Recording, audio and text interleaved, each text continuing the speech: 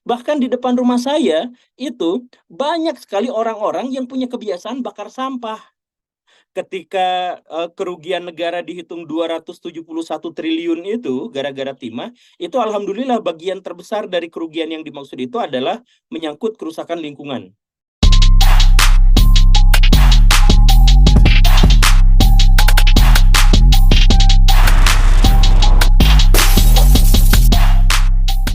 Diberikan Cep. kepada saya serahkan kembali. Silakan Pak Guru. Ya, Assalamualaikum warahmatullahi wabarakatuh. Terima kasih atas kesempatan dan sebuah kehormatan besar saya bisa berbicara di sini. Berbicara tentang masalah lingkungan tentu saja adalah masalah yang sangat-sangat urgen sekarang. Saking urgennya ada lebih dari 1.000 ilmuwan sekarang yang menandatangani sebuah bukan menandatangani tapi sudah mengkonfirmasi sebuah pernyataan bahwa masa depan kita itu suram gitu. Bahkan beberapa ilmuwan berani menyatakan dalam angka waktu gitu. Jadi misalkan ada yang mengatakan kita tidak akan bisa bertahan lebih dari 100 tahun lagi di bumi, dan pernyataan itu diungkapkan tahun 2001-an gitu. Jadi maksudnya adalah tahun 2100 manusia itu sudah punah. Dan yang lebih buruk bukan hanya manusia yang punah, tetapi manusia turut membawa serta kepunahan pada berjuta-juta spesies di bumi ini. Jadi sejak manusia ada di bumi ini sekitar 400.000 tahun yang lalu, kalau hitungannya adalah Homo sapiens, itu hewan-hewan besar lebih dari setengahnya sudah punah. Kemudian sejak zaman revolusi industri, lebih dari setengah dari sumber energi yang kita miliki sekarang itu juga sudah habis. Batu bara, minyak bumi, dan sebagainya itu sudah lebih dari setengahnya habis. Beserta dengan spesies hewan, beserta dengan setengah dari total pohon yang ada di seluruh dunia. Dan sekarang kalau misalkan kita mau melihat data yang dipaparkan oleh The Guardians, kita sekarang angka statistiknya adalah bahwa 30% adalah untuk pemukiman manusia, dan mall, pabrik, bandara, dan semua atribut-atribut yang berhubungan dengan keperluan-keperluan manusia itu memenuhi sekitar 30% dari total lahan yang ada di bumi ini. Kemudian sisanya 60% itu untuk pertanian dan peternakan. Jadi sawah, kebun, termasuk juga sawit, dan lain sebagainya, itu memenuhi sekitar 60% dari total kawasan tutupan yang ada di bumi. Dan hanya 3% saja alam liar.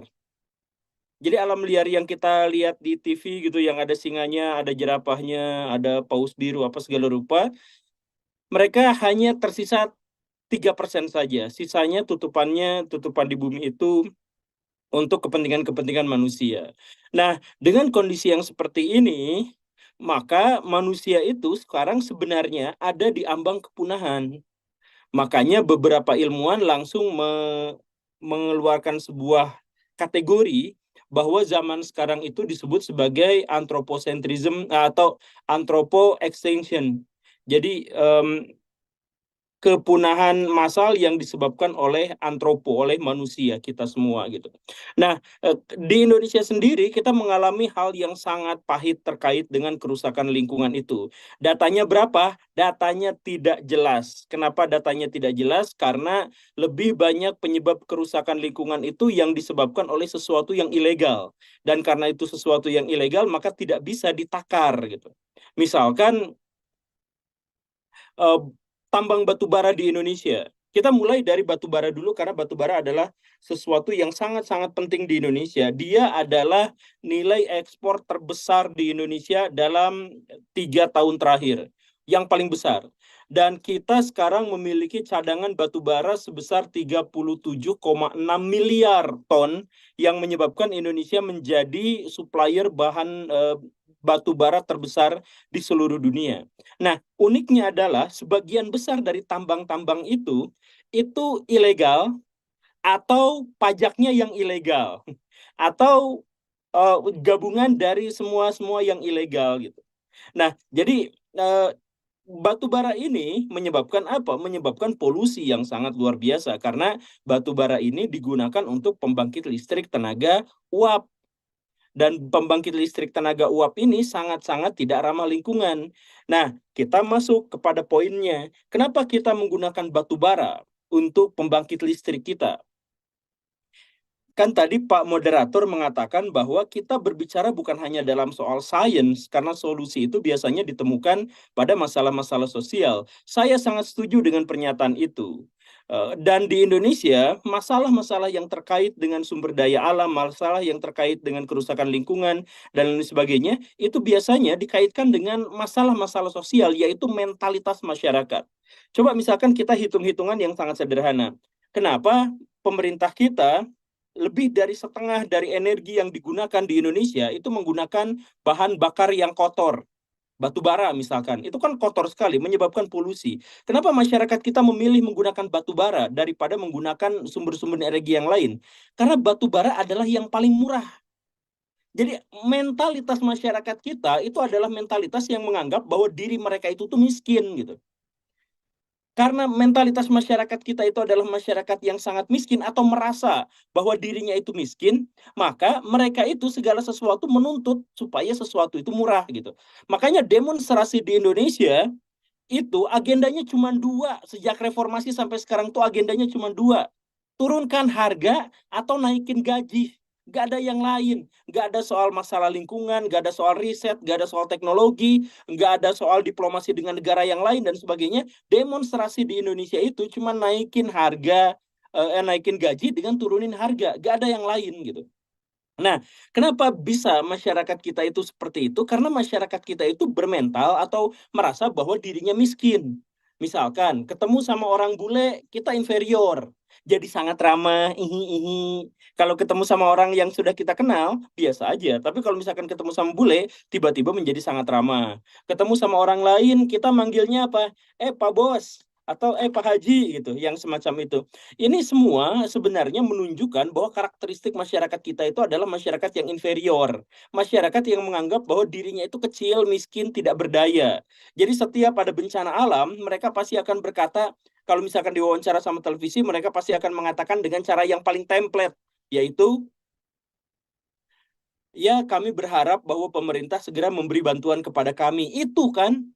Jadi mereka tuh pengen dibantu, merasa miskin, merasa tidak berdaya. Nah, mental-mental seperti ini pada akhirnya apa? Setiap ada pilihan, pasti mencari yang paling murah.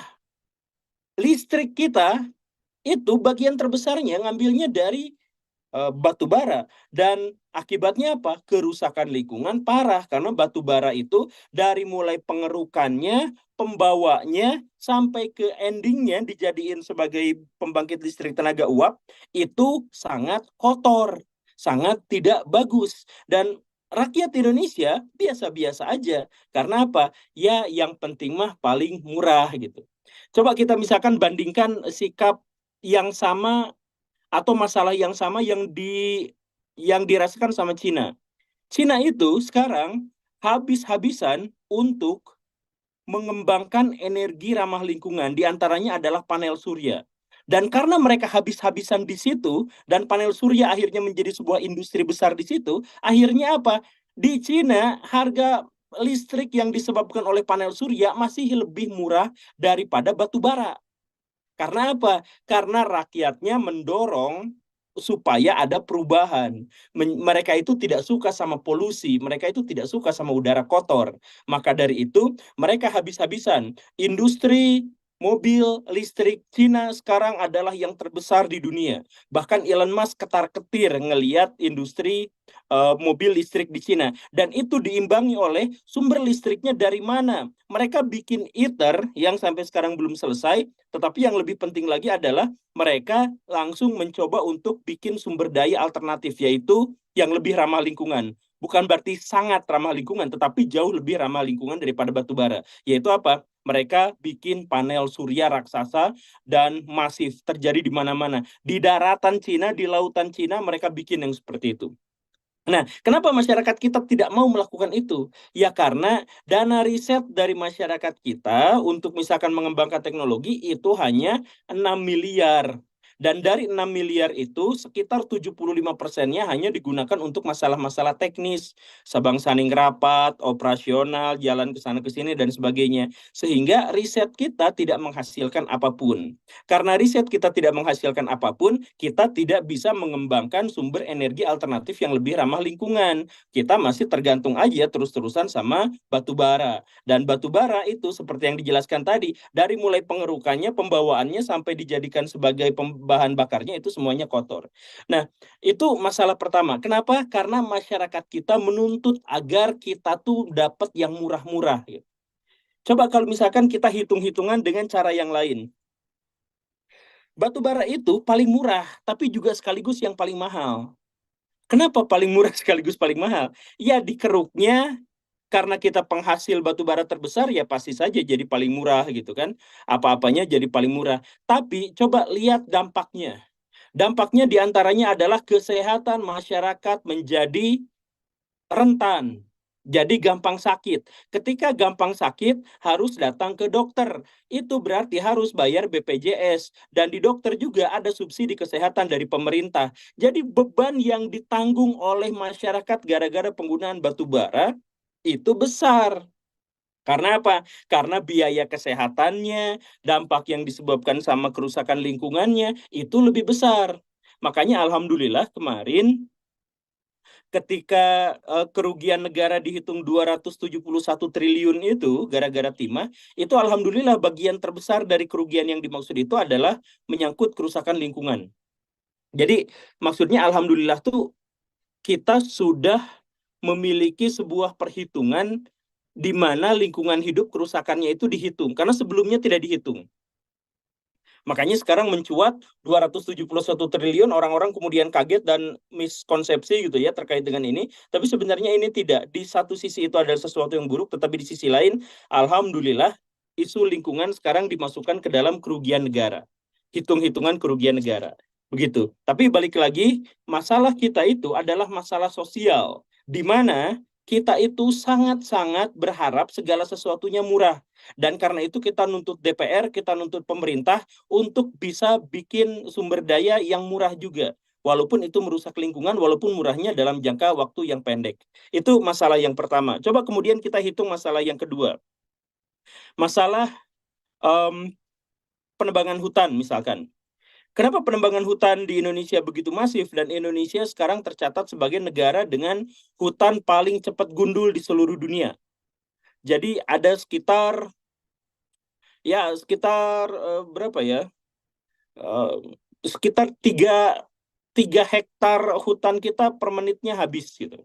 Yang tadi itu dipakai buat tambang timah, dipakai buat tambang emas, jadi pemukiman penduduk, atau dirubah menjadi sawah, pemukiman, dan lain sebagainya. Nah, kenapa kita habis-habisan untuk itu? Karena kita selalu berharap bahwa kayu itu murah. Nah, kan begitu. Jadi, permintaan atas kayu itu sangat tinggi, karena orang-orang di Indonesia itu semakin banyak yang taraf ekonominya naik. Jadi masyarakat Indonesia itu sekitar 5% per tahun itu kan naik ekonominya. Nah, dengan demikian berarti mereka bangun rumah, mereka bangun apa dan sebagainya, dan itu mereka membutuhkan kayu, dan kayu itu gak mau yang bekas. Padahal kayu itu yang bekas tuh banyak, tapi kita tidak mau menggunakan kayu yang bekas. Kemudian kita nebang pohon, anak-anak kita kemudian bikin kertas apa segala rupa, nyobek-nyobekin di buku, dan akhirnya juga penebangan menjadi semakin banyak. Deforestasi di Indonesia disebabkan oleh apa? Disebabkan oleh masyarakat kita yang pengen murah. Ya tentu saja ada. Ini termasuk orang-orang kaya di Indonesia. Orang-orang super tajir di Indonesia itu ngakunya miskin kalau misalkan dikaitkan dengan urusan-urusan lingkungan hidup gitu. Jadi banyak di antara mereka yang ngemplang pajak. Karena apa? Ya kami merasa miskin. Ya, seperti itu. Jadi dari bawah ke atas kita itu memang kulturnya adalah kultur yang kurang baik. Tapi itu semua saya pengen bantah. Jadi gini, di Indonesia itu bagian terbesar dari lingkungan itu sekarang dirubah menjadi kebutuhan-kebutuhan manusia. Di antaranya adalah sawit, peternakan, persawahan, dan sebagainya. Coba kita hitung dengan cara yang paling sederhana, yang paling simpel. Karena masyarakat Indonesia itu masyarakat yang miskin, mereka biasanya mengeluh soal kemiskinan dan kelaparan. Jadi misalkan, ya nggak usah mikir jauh-jauh lah, karena yang penting mah kita besok bisa makan atau enggak gitu kan. Banyak masyarakat Indonesia masih berkata seperti itu. Coba sekarang kita lihat datanya. Lebih dari setengah makanan yang kita konsumsi setiap hari itu kita buang. Jadi makanan kita itu nggak pernah habis. Coba cek restoran-restoran yang gede-gede itu, cek ke tukang batagor yang di pinggir jalan itu, bahkan cek dapur rumah kita sendiri itu, sebenarnya lebih banyak makanan yang tidak kita makan. Gara-gara apa? Kita konsumeris. Gara-gara kita maunya yang enak-enak aja, maunya yang apa aja, sehingga makanan yang nggak enak sedikit aja langsung dibuang gitu. Di restoran-restoran apanya semuanya dibuang. Dan dibuangnya itu menyebabkan apa? Kerugian negara setiap tahunnya 551 triliun rupiah akibat kerusakan lingkungan gara-gara makanan sampah. Coba, 551 triliun itu artinya apa? Hampir sama dengan subsidi BBM Indonesia dalam waktu 1 tahun. Artinya apa? 1.000 triliun lebih kita gunakan hanya untuk merusak lingkungan. Subsidi BBM itu kan merusak lingkungan. Kemudian sampah makanan itu merusak lingkungan. Lebih dari 1.000 triliun hanya dari 2 komoditas itu saja. Kita merusak lingkungan hidup, kita merugikan negara per tahunnya segitu, gara-gara apa? Kita merasa dari kita itu miskin, dan kita merasa kemudian kita itu konsumeris gitu. Atau kita tuh konsumeris gitu. Jadi eh, makanan yang kita buang itu jauh-jauh lebih banyak daripada yang dibutuhkan fakir miskin di Indonesia. Coba hitung-hitungannya, fakir miskin di Indonesia yang kekurangan makanan itu sekitar 20 jutaan. 20 jutaan itu gak ada 1/5 dari makanan yang kita buang setiap harinya. Dan makanan yang kita buang itu akhirnya apa? Jadi limbah. Jadi kerusakan lingkungan juga gitu. Makanya, nah kenapa kita tidak, nanti solusinya gimana? Ya kalau misalkan yang makanan ya, sederhana sih ya, bisa kita bikin ternak magot gitu dan sebagainya. Tapi kan itu juga belum populer gitu. Tapi intinya, saya tidak mau berbicara panjang lebar karena nanti saya pengen ada di diskusi, dan ini juga saya jadi ngomongnya ke sana ke sini karena memang rada emosi ini. Tapi intinya beginilah, apa solusinya dari masalah-masalah itu? Solusi terbesarnya adalah masalah sosial juga. Sekarang harus kita akui bahwa pejabat-pejabat, pemerintah-pemerintah di Indonesia itu tidak mampu untuk mengajukan sebuah dalam tanda kutip propaganda gitu. Mereka itu bukan pembicara yang baik. Mereka itu bukan seorang marketing yang baik. Sehingga apa? Mereka tidak bisa mensosialisasikan. Coba misalkan gini ya, kalau saya jelaskan seperti ini. Orang-orang Jawa Barat dalam 10 tahun ke depan itu pasti akan kesulitan air. Karena apa? Karena kebanyakan dari masyarakat kita itu nyedot air dari tanah, kemudian mereka tidak memiliki sumber air sumur resapan, kemudian banyak di antara lereng-lereng perbukitan dan pergunungan kita yang sekarang sudah jadi resort dan hotel dan lain sebagainya. Kalau kondisinya seperti itu dalam 10 tahun ke depan, Jawa Barat, Jawa Tengah, Jawa Timur tidak lagi bisa memadai dihuni oleh 150 juta manusia. Sebagian besar dari mereka harus mengungsi.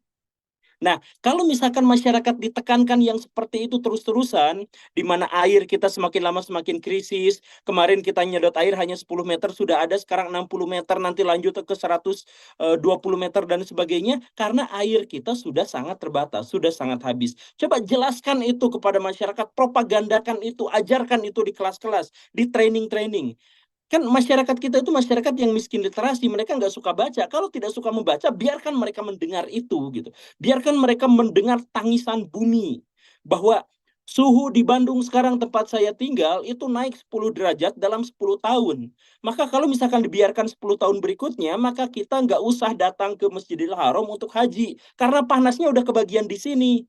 Bandung panasnya bisa sampai 40 derajat di masa depan. Nah, kalau sudah 40 derajat, dampaknya apa? Dampaknya bisa lebih buruk lagi.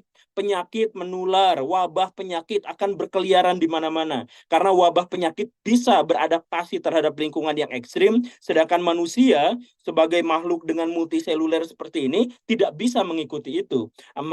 Masalahnya apa? masalahnya manusia akan semakin banyak beli AC dan itu makin merusak lingkungan. Kalau sudah seperti itu, sebelum 100 tahun ke depan kita sudah akan terpanggang oleh atmosfer bumi yang benar-benar sudah panas. Maka kalau sudah seperti itu, manusia diperkirakan akan punah hanya gara-gara kekurangan air dan panasnya iklim. Dari situ aja, coba sampaikan kepada masyarakat bahwa kita tuh sangat urgen terkait dengan masalah lingkungan hidup. Kita tuh sekarang sedang berlayar di sebuah perahu, yang perahu itu kita kita gali sendiri, kita rusak sendiri, kita lubangin sendiri. Itu faktanya seperti itu. Jadi solusinya apa?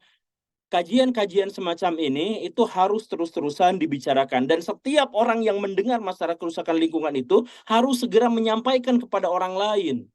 Karena masalah mental masyarakat kita itu adalah masyarakat yang tidak berliterasi. Bahkan di depan rumah saya itu banyak sekali orang-orang yang punya kebiasaan bakar sampah. Udah mas sampah diambil sama tukang sampah, udah ada, tapi hobi aja mereka. Bahkan banyak yang secara sengaja ngumpulin kayu-kayu bekas, ngumpulin rumput untuk dibakar setiap harinya. Mereka nggak ngerti kenapa mereka melakukan itu. Mereka hanya melakukan kebiasaan saja yang sudah seperti itu. Mereka nggak ngerti. Bahkan ketika saya ngobrol dengan mereka, mereka ngeluh, aduh Bandung masih panas ya, sambil bakar sampah di depan gitu. Nah, kenapa seperti itu? Karena ternyata tidak ada sosialisasi yang memadai, tidak ada propaganda dari masyarakat, tidak ada propaganda dari pemerintah untuk menyadarkan, Bapak, ini kausalitasnya ya, ini sebab akibatnya. Bandung panas tuh gara-gara Bapak bakar sampah di sini gitu. Nah, gak ada yang ngajarin yang seperti itu gitu. Jadi banyak masyarakat kita yang mengeluh soal miskin, soal bau, soal sampah di mana-mana, soal Bandung yang makin panas dan sebagainya. Tetapi di sisi lain, apa ini? Eh, coba. Ya, oke. Tapi di sisi lain, banyak sekali masyarakat Indonesia yang nggak ngerti penyebabnya, bahwa penyebabnya itu adalah mereka sendiri. Gitu. Jadi, ayo sama-sama kita sosialisasikan kepada masyarakat, kita sosialisasikan kepada orang-orang bahwa kita sekarang memang sedang krisis lingkungan. Jadi, di rumah silahkan tanam minimal 2 pohon, bikin sumur resapan air, kemudian sering-sering kita tidak menggunakan kendaraan misalkan dan sebagainya.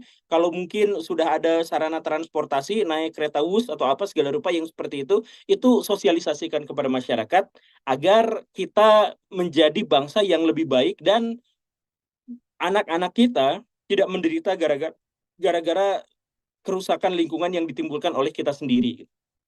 Itu diskusinya sekian setengah jam seperti yang saya janjikan. Baik, Pak Guru. Nah, ini mungkin sedikit bensin untuk diskusi kita, Bapak Ibu semua.